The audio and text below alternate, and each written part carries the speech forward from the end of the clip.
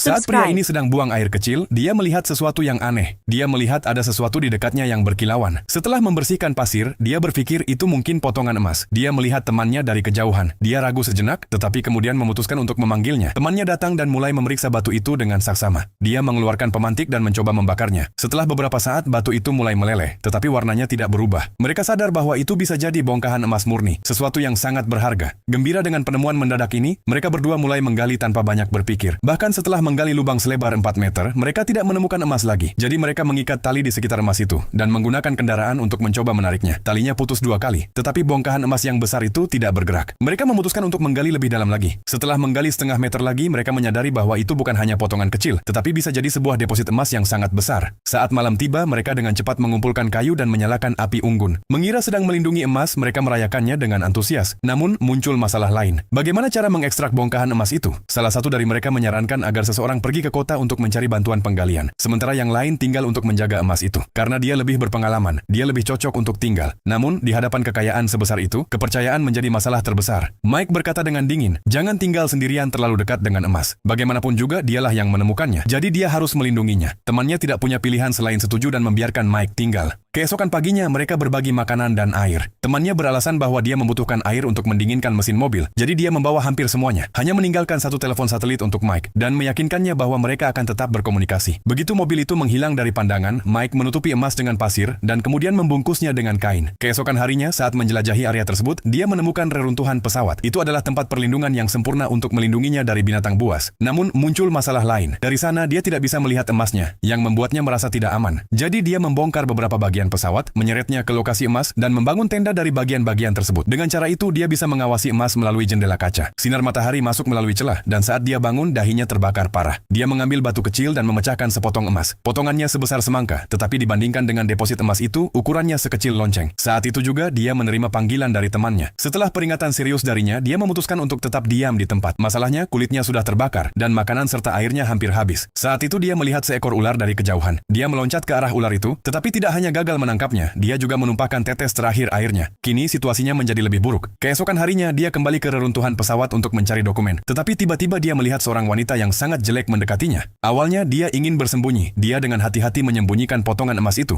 Wanita itu berjalan-jalan di sekitar dan bertanya apa yang dia lakukan di sana. Untuk menghindari kecurigaan, dia berpura-pura menjadi tukang kebun miskin. Dia bahkan menolak makanan yang ditawarkan wanita itu.